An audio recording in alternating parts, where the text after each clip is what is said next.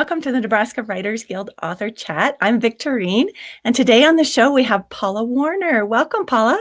Hello, and welcome to the Nebraska Writers Guild Author Chat. I'm Victorine. Oh, I think we're getting it twice. Oh, no. Welcome, Paula. Hi, I'm really glad to be here. I'm sorry, but there's an echo. Is it because it's on your screen, maybe? Is it in another window? It might be. I'm sorry, but there's an echo. Is it because it's on your screen, maybe? Is it in another window? It might be. Let me take this off. Okay, is that working? I think that's better. Okay, all right. Awesome. So, Paula, thank you for coming on the show. Can you tell us a bit about yourself? Well, I'm a retired art teacher. I taught at Burwell Public Schools, and I just really enjoyed teaching. I loved all the media that I taught at school, and I enjoyed the creative differences between the students. It was amazing how different one student to the next student could have a different idea on one theme. And that was probably the most exciting thing about teaching my students was the different interpretations they had of maybe even one thing. And now that I'm retired, I work in oil, and I do some plein air, probably not enough. I do pencil, and of course I do some writing. I wrote Sandy Crane, so introducing Sandy Crane. Yeah. Wonderful. So tell us about Sandy Crane. How did that come about? Well, Studio K Gallery in Grand Island is a place where I show my art. And they were going to have a crane show, and it was going to be right before crane season. And so this was, probably 2 or 3 years ago. So I was working with what kind of crane was I going to do? And I was doing lots of different messy sketches and trying to do movement in the crane and figure it out. And it got more cartoony as I went along. The head started taking on a different kind of personality. And pretty soon I had Sandy Crane. And she's always been named Sandy. Her personality seemed to want to be there from the beginning. So this is just a picture of Sandy Crane. This is one of the Thank you. This is one of the first cartoons that I came up with, and it is actually fully painted. And I had 6 of those poses. They were on 12 by 12, and they are in oil. And so I had cards and posters made out of them, and it just seemed like Sandy needed a story. Mm-hmm. And so I thought about flight, and of course these cartoons morphed into pre-flight preparation, because I thought, well, what do you need to stretch for? Well, you're going to fly, and you have to fly a long, long ways. So I had her pre-flight stretches, and then I sort of morphed that into environment and how important it is for the cranes to have a safe environment and to have food to eat as they flew, because that's why they leave the north, basically, is it gets cold and snowy up there and they can't find food. They can handle a lot of cold and snow, but they need food. Yes. So that partly is how that all came about. So you developed a story from those pieces of artwork. How did that work?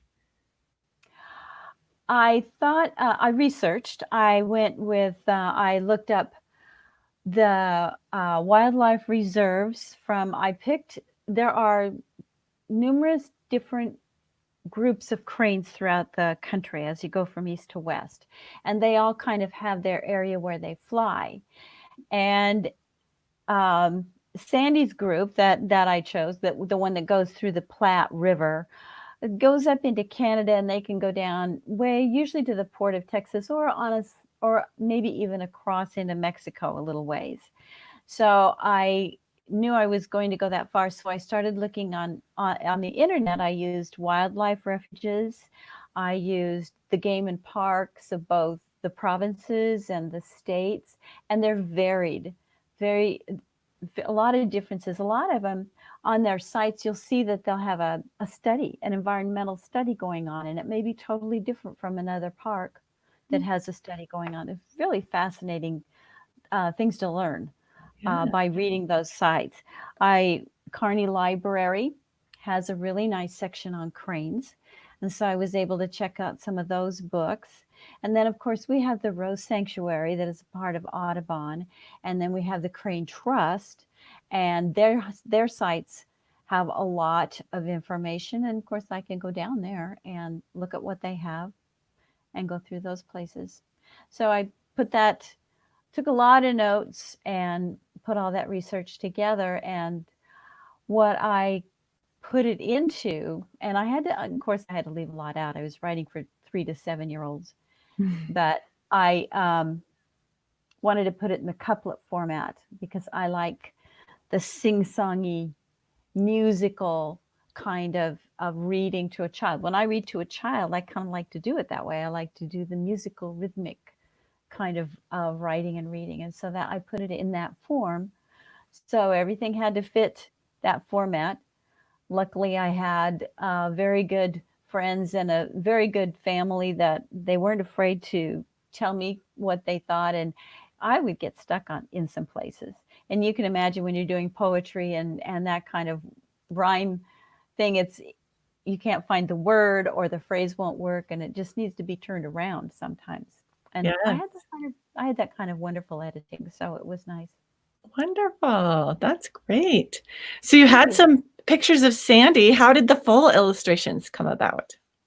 Well, the full illustrations, I looked into habitat, of course, and I got on the internet because the habitat I was looking for, I knew that the northern habitat, the plants were going to be a little bit different than they would be in Texas. But I knew it would all have to be plains because they need to have water, but they also need to be able to see a long ways to avoid predators. And of course, the Platte River being a braided river is the epitome of what they need, and they can stage a long time there in the spring before they go on to Canada or however far they're going to go. Yeah. So I broke the story into passages, and as I visualized those passages, then I would paint the painting that went with that passage. I ended up with too many because because I didn't know anything about writing a book. Oh, So sure. with Mascot Books, they helped me figure out how to get that edited and get it down to the 16 that I needed for the book. Wonderful. So tell us about how you found your publisher. I wrote a lot of query letters, and query letters are what you write to the publishers hoping that they will read your manuscript or at least part of your manuscript and will like it enough to call you back and offer to publish your book. And luckily, I was thrilled when Mascot Books contacted me and they had accepted my manuscript to publish my book. And immediately they were very clear and concise and communicative about what they were going to do. And so I really felt like I had very good guidance all the way through that process because I was certainly a novice, very definitely. Nice. Nice. And Yeah, where are they based out of? they're in Herndon, Virginia. Okay. So everything was online and telephone and email, and they did a terrific job. I think they Great. must do it all the time. Yeah. So what was one of the most surprising things you learned while you were creating your book? One of the most surprising things and fun things I learned when I was researching was that a chick is called a colt. And that was really interesting. And the mama is called a mare, and the daddy is called a roan. And I don't know why they don't call him a stallion, but he's called a roan.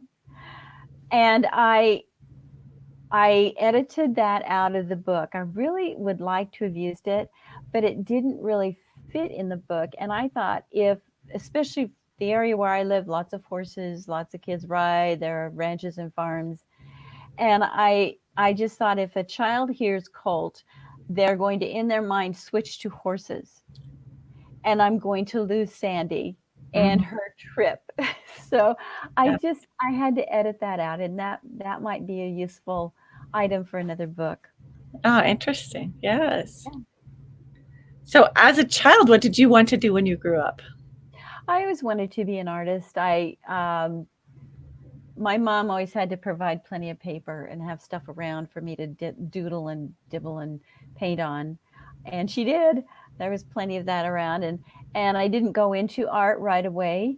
When I got out of high school, I did other things, raised three kids, and I finally went back and I became an art teacher and absolutely loved that career. And so now that I'm retired, I can focus on my painting and writing and enjoy that. Yes. That's wonderful.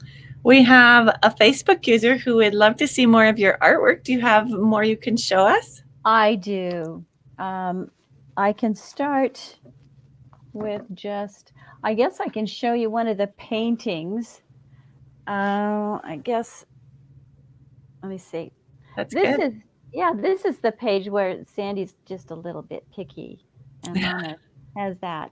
And if you can, this side over here, when I painted it, I made it lighter because I wanted to make sure that there would be good contrast when they put the words on the page, and I wanted to provide that ability for them to do that.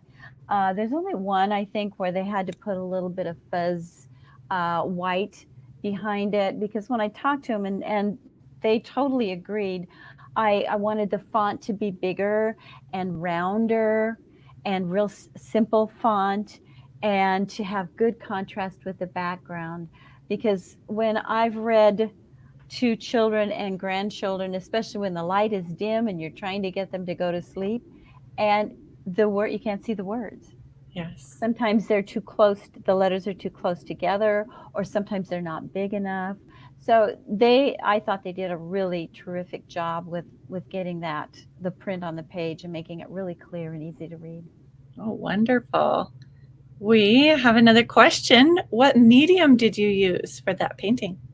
That's oil paint. Yes, it's on 8 by 16 canvases, which I picked out for the process. And as it turned out, it was the wrong size. Oh, But with the expertise the of the graphic artists at Mascot Books, they made it work just fine. And I don't think it was probably very easy to do. I had used 43D in Carney to get my paintings preliminarily ready to go to transfer to Virginia, and Mascot Books provided an application or a program that would carry those great big graphics, because I had them scanned, and of course they would fit on a flash drive, but they were a load of data. yeah, sure. Yeah. Neat. So, Shoshana is wondering, have you gone on any crane watches? I have not, and I've been, well, actually, I've been down to the Platte at Kearney, and we've gone around and we've looked for cranes, and we've gone all over the cornfields, but I haven't gotten to go to a blind. And I was, of course, this year I was going to do that, and then last year they were flooded Oh, as well. So this year, maybe next year, the cranes will come again. So I'm excited to do that specifically at some point, because so far I've seen the cranes in fields, driven around farms, and watched for cranes and watched them feeding. But yeah, that's about it. Yeah. yes. So, we have someone wanting more art. Do you have any more artwork to I show us? well, if I maybe I can just go through a little bit of the process of how I put the book together, and then I've got one more painting that I can show you where I could go get more. I just set two out. But this I started with. This is my manuscript, and this just shows how messy my start is. I don't know how you start yours, but this is work through my hands, just like if I'm drawing or I'm painting, it all has to come through my hands to start with. And I know a lot of people write music that way, or they write words that way, and then it goes on the word processor, but it's got to start here too. Is that how you start yours? Actually, I on the word processor is how I Can you write. do But that? Oh, that's wonderful. my That's books wonderful. are all 50,000 words, so it would be a lot That of would, handwriting. it really would. Yeah, mine's a little shorter. So I can see where that's a difference. The second thing I went to was with those passages ready to go. I started, this is just like the painting that you just saw. Oh, And this is the kind of the maquette there of that passage. And then I had a little card with the words on it. So you can, and this is ready. This is the size and it's ready to go onto the canvas. nice. So, and they're pretty sketchy and messy when you start out, but then this is the clean one, ready to go on the canvas. And then there's a little bit of background there just to get a place idea. Uh-huh. And then I did have to edit out a map, and I really wanted to put the map in there because I wanted to show how far Sandy was going to go, and that the Platte on the plains was kind of in the middle here. Uh-huh. But we had to edit that one out, and Darn. that's okay. That's that's a novice. Then I did a maquette, and I really didn't need the maquette, but it helped me put it together as a book Oh, and to get it ready to go to see where all of that was going to fit. And then I could go through the pages. And I was still at that time editing and going through and changing things. And I did change one of the pictures too. great. Yes. So then this is another one of them. This is the yoga and exercise that she does, her pre-flight preparation. Ah, I love it. Yeah, and those reflect the cards as well. And that's an oil painting, and she's getting ready to go. The one that, of course, she has to meditate. Where's that? Right here. Uh-huh. She, yeah, the lotus position. You might want to do a little. Oh, here's the meditating over here. Love that one. Yeah, and then here she's doing. I think she's doing splits there. Yeah, that's part of it. So they're all there, and that's pre-flight prep because it's a hard flight. And Wonderful. my husband made those gorgeous frames, and they're all ready to go. Nice. So we have a question. Where can your book be purchased? My book can be purchased on paulawarner.com. It can be purchased at Mascot Books, and you can go in there and uh, you can find it. You can find it under picture books. I think if you go right into mascotbooks.com on my website, I've got the link that will take you right to it. Amazon.com has it. Uh, I think it's called Thrift Books has it on the computer. Barnes and Noble should have it on the internet. Books a Million has it, and for libraries and schools, Ingram, Baker and Taylor. What else do I have? American Wholesale Books and Follett Library Resources has it, and I know that a couple of libraries have ordered it from those companies, so I know they're stocked. And when with the way publishing works, it I had the books like 3 or 4 months before it actually was released to Amazon or some of those other companies, which is interesting. But that's the way the publishing world works, and they have something called the release. And so that was kind of the middle of June, I think, when they did that. So then it was ready in all those other places. Yes. Oh, that's fantastic. So, who are some of your favorite authors? Well, my youngest daughter, Anne Elizabeth Terry, is an author. She is a historian, and she has written Oysters to Angus. She lives in St. Louis, and it's about 3 generations of the Faust families, early people with the growth of St. Louis. And then she wrote with John Wright and Patrick McCarthy, co-wrote Ethnic St. Louis, and it's a wonderful book about all of the ethnicities that make up what St. Louis is. And it's just amazing how many ethnicities there are there. it's quite the, it was in early times. It was where they on the river where everybody went. It was the landing, and it was the city that they went to, and so all those people gathered there. Interesting. My Angelou is another one of my favorite authors. I appreciate her struggles. I haven't read all of her books, but she had a long, long, hard route to success, and she made it. And it was very, very hard along the way for her, but she persevered, and she learned, and she worked at it, and she just kept trying. And I just admire that so Yeah. much. And then I like Willa Cather, of course. I love her depth, and I love the psychology that she uses with her characters and her situations, because it's just full of all those twists and turns with people, and she knows them. It seems like so deeply. Yes. Very And then, true. yeah, I really like her. And then I lately I've been reading just so many um, artist books.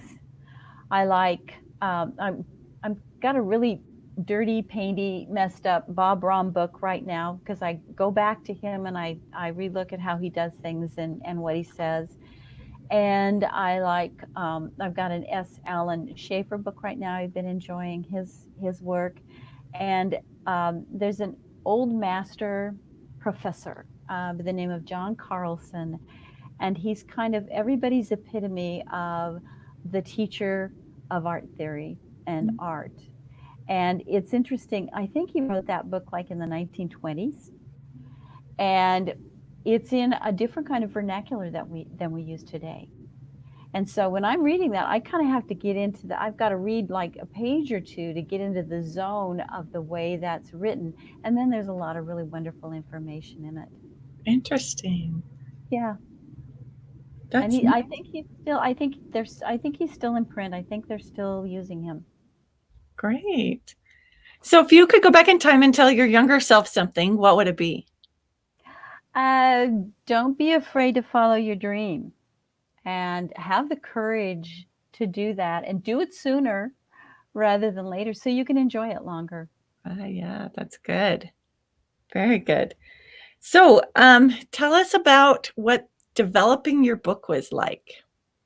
Developing my book, I showed you kind of what the way I did it, and that's how that's how it developed. I started with, of course, I started with my character, and it's interesting because I've heard authors talk about how they carry a character around in their head for years, and that character is always there, and then when the time is right, then that character comes out, and the character goes in the book where it's supposed to be. And Ah, so that I just thought of that when I was working with Sandy Crane, because she was just this character tromping around, well, in my head and on my pictures.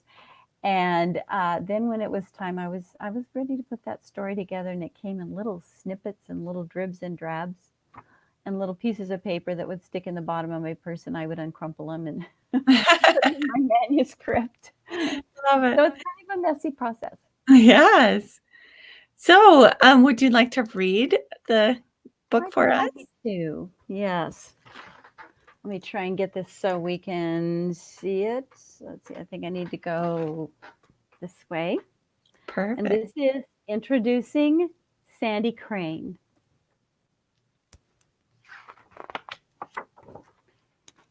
And there is Sandy. I'm going to move this down just a little bit, move it over.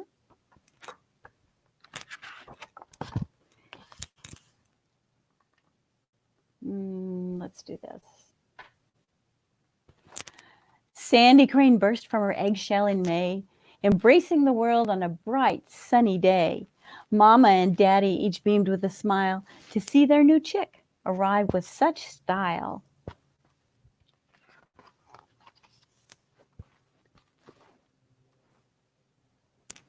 Up in the north, she grew big and strong. She ate bugs and plants all summer long.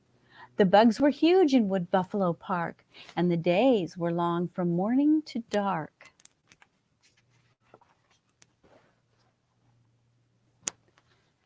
Sandy thought some foods looked awfully icky, but Mama said, now don't you be picky.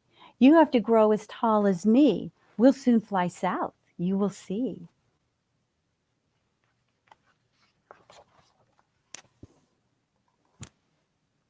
What's wrong with my legs? Sandy cried to her mama.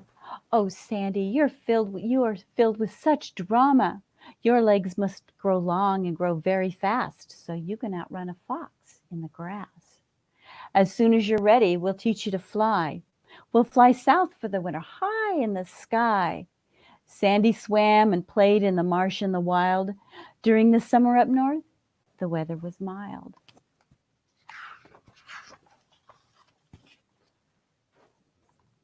She danced with her friends as cranes will do, and all that time she grew and she grew. It's time for flight lessons, Daddy said. You need to be ready for what is ahead.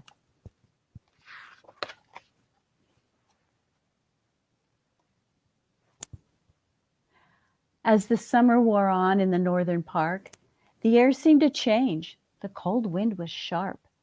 Was that a flake of glittery white that fell from the sky and dissolved out of sight? It seemed harder to find big insects now. Mama, will we find food in the south?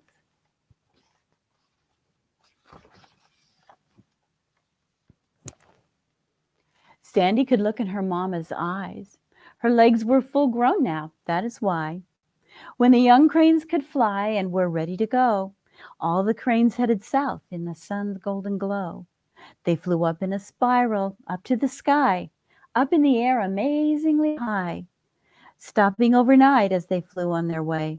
Wildlife ranges were safe places to stay. Those places and others had food they could eat. At night they could roost and get much needed sleep.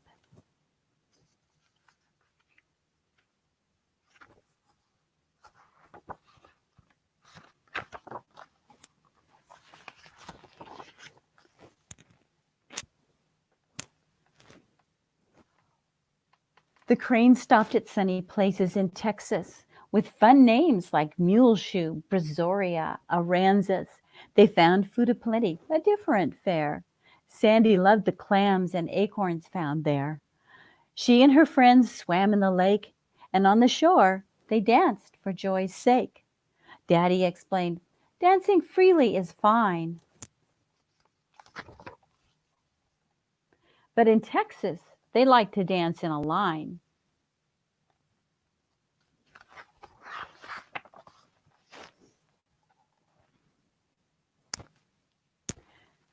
Their journey continued. For winter, they'd go to a lovely delta in old Mexico. The winter passed and again weather changed. It was time to fly north to the summer range. Soon they would leave for the gathering of cranes where the great Platte River crosses the plains. So off they spiraled up high in the sky. Sandy was ready. She did love to fly.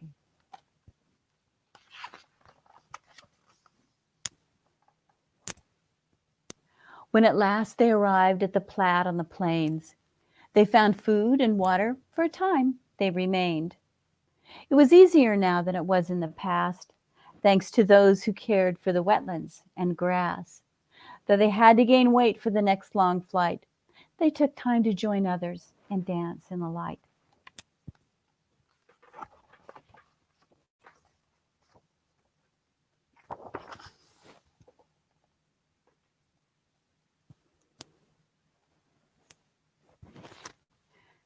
They ate in the fields and slept on the sandbars. Sandy planned to be ready. The next flight was harsh, so she ate all she could and exercised too. She did all the stretches and yoga she knew.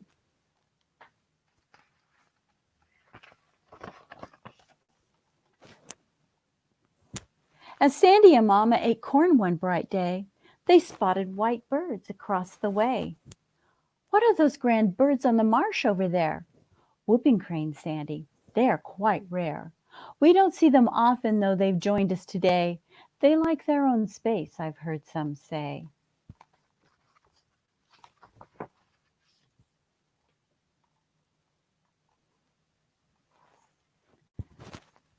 When the cranes had rested and had eaten enough, they raised up in a spiral and then they flew off. Back to the north with few stops on the way, they arrived quite tired, but ready to stay.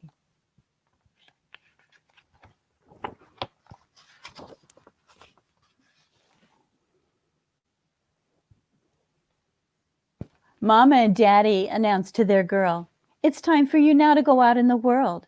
You're a young adult and must live on your own, because you, dear Sandy, are fully grown."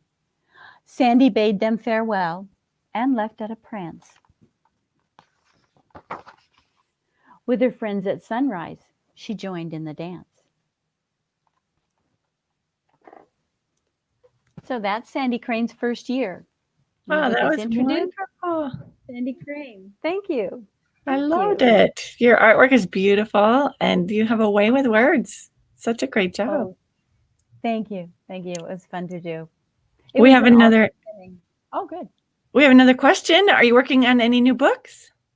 Well, I've got a few projects to do that are ahead, but I don't know. I've got something rolling around in my brain. It might be that I'll get to it in maybe another year. Wonderful. Great. Well, do you have any other last comments you'd like to make? No, I've just enjoyed talking with you. It's been a really fun evening. Thank you so much. Thank you for coming on the show with us and sharing this wonderful book with us. It's been awesome having you on the show. Next week, we will have Rose Maple on the show. Rose wrote a book about how to make barn quilts. She's going to talk to us all about making barn quilts. I've never done that before, so that'll be super interesting. It will.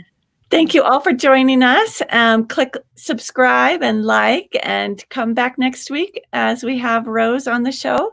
We're so thankful for you guys, and thankful to the Nebraska Writers Guild for making this possible. Have a wonderful evening, everybody.